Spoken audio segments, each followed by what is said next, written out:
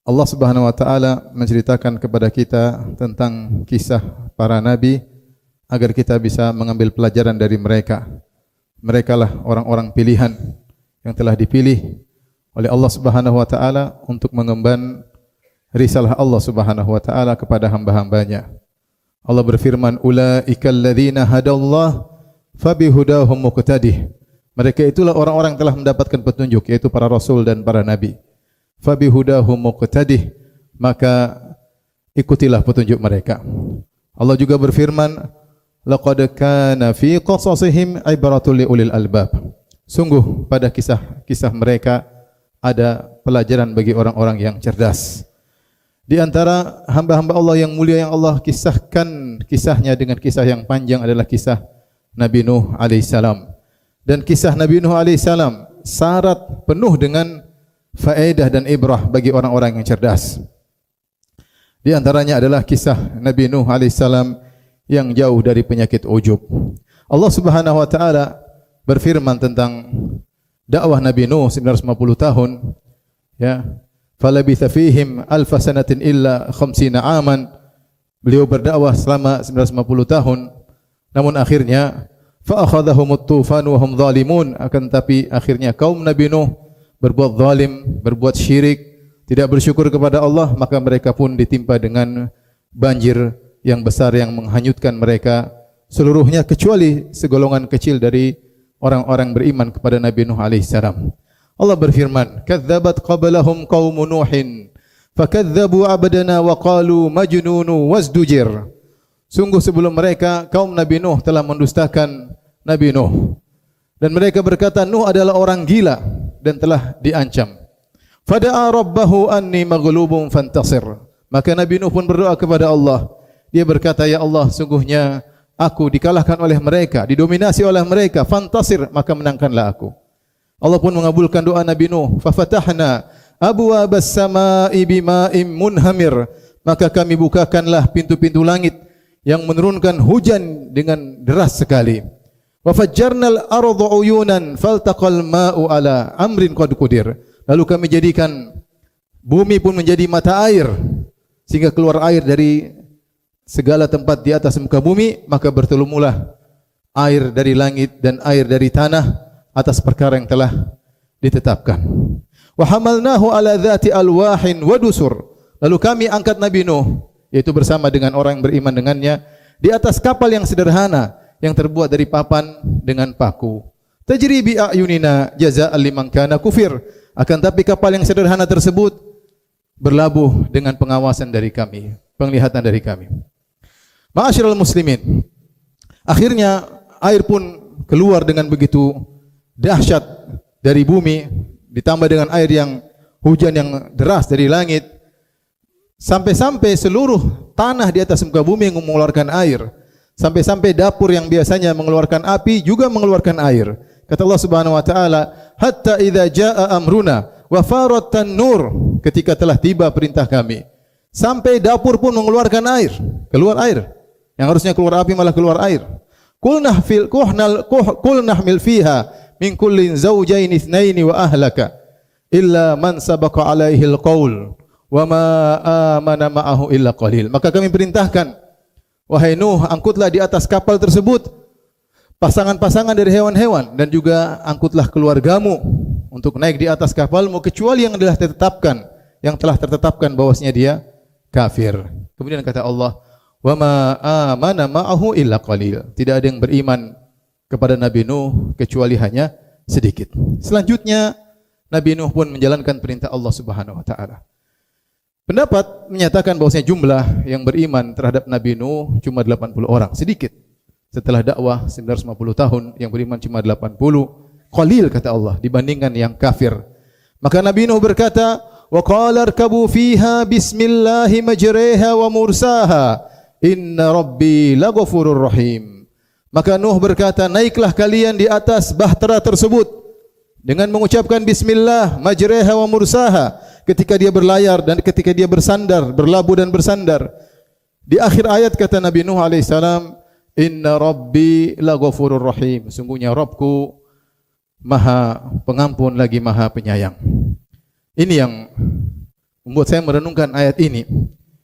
Saya membuka pernyataan para ulama tafsir tentang kenapa Nabi Nuh alaihissalam menutup ayatnya dengan berkata, Inna Rabbi laghafurur rahim, sungguhnya Rabbku Maha Pengampun lagi Maha Penyayang.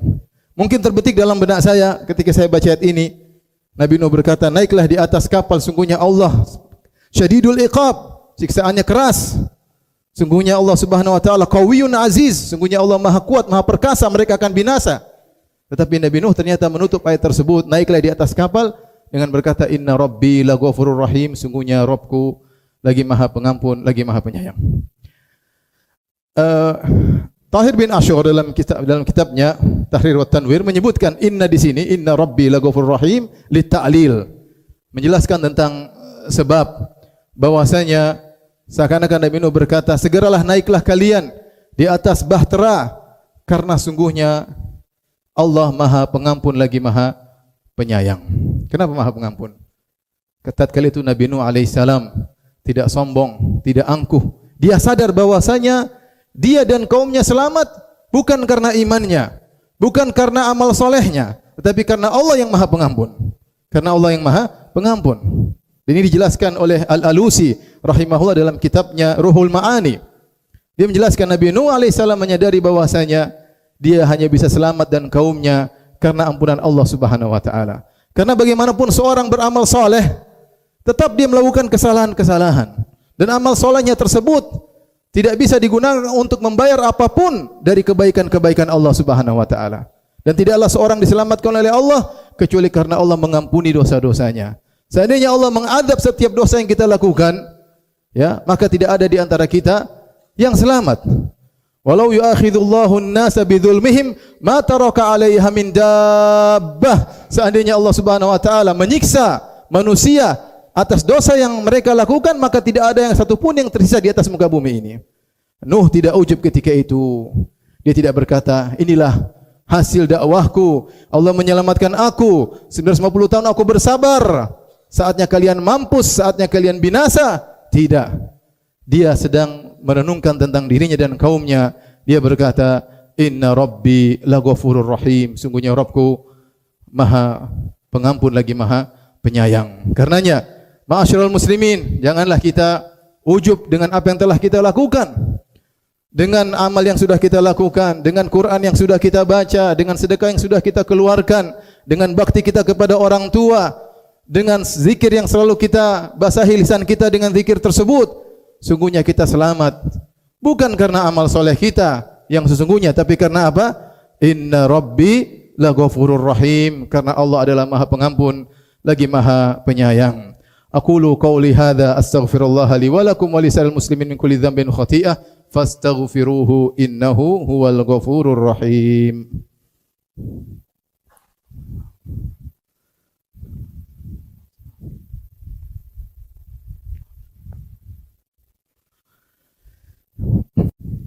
Alhamdulillahi ala ihsanih wa syukru lahu ala taufiqihi wa amtinanih wa asyhadu an la ilaha illallah wahdahu la syarika lah ta'ziman li sya'nih wa asyhadu anna Muhammadan abduhu wa rasuluhu da'ila ridwanih.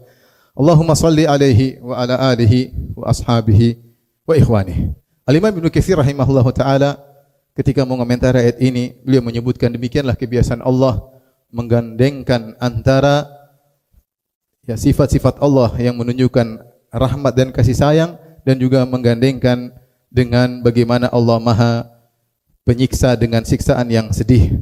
Karenanya ketika kondisi Nabi Nuh alaihissalam naik di atas kapal tersebut, sementara kaumnya akan ditenggelamkan oleh Allah Subhanahu wa taala, bahkan di antara mereka sudah ditenggelamkan oleh Allah Subhanahu wa taala, maka jangan seorang berfikir bahwasanya Allah adalah jahat atau Allah adalah tidak berbuat adil.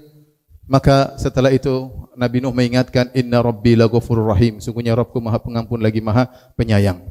Artinya Allah Subhanahu wa taala sayang kepada mereka, namun mereka tidak taat kepada Allah. Sudah dikasih kesempatan 950 tahun, namun mereka tidak beriman juga, bahkan mereka semakin menjadi-jadi. Makanya Allah berfirman, Alam ya'tihim naba'ul ladzina min qablihim qaumi Nuhin wa 'adin wa Thamuda wa qaumi Ibrahim wa ashabi Madyan wal mu'tafikat atatum rusuluhum bil bayyinat fama kana Allahu liyadhlimahum walakin kanu anfusahum yadhlimun.